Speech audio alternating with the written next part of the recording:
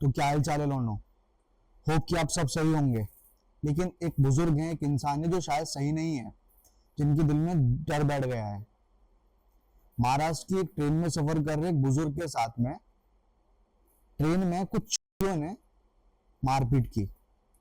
जो उनके बाप की उम्र का, उनकी दादा की उम्र का वो बुजुर्ग आदमी था। मुझे ये समझ नहीं आता कि इन लोगों में हिम्मत कहाँ से आ गई इतनी। बात मारने वाली हिम्मत की नहीं है कि कौन कितना बड़ा जिगरा लेके घूम रहा है। सब अपने अपने घर के शेर और शान है।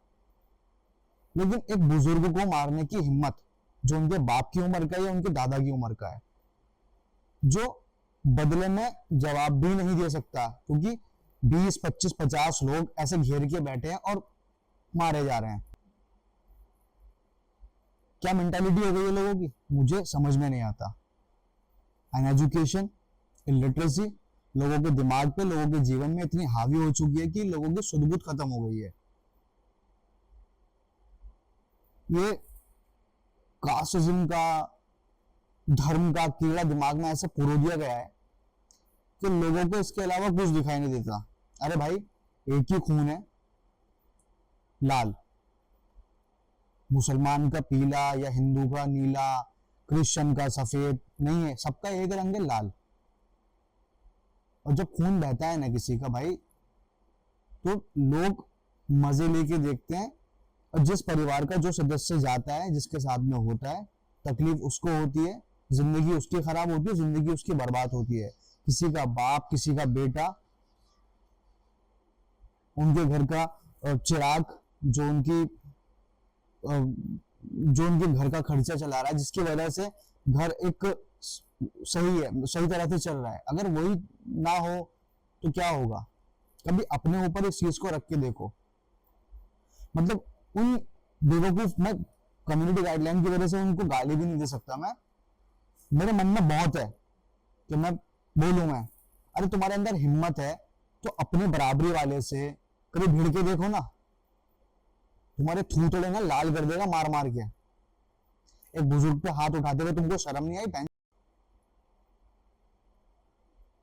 महाराष्ट्र पुलिस से मेरी हाथ जोड़ के विनती है कि इन जो भी ये नीच लोग थे ना, इन पे एक्शन लो, इनके खिलाफ कार्रवाई करो। महाराष्ट्र में ये हरकत मत होने दो।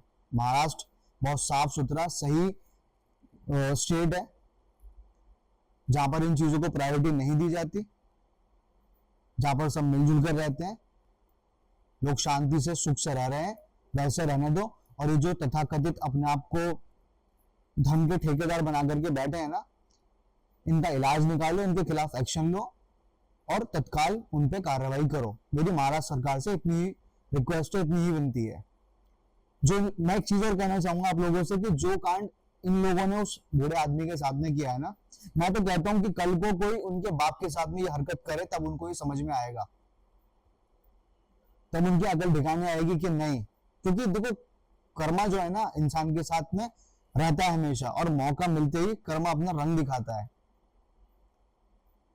ऐसा मत करो, मिलजुल के रहो। बुजुर्ग आदमी को तुमने पीटा है, उनसे माफी मांगो,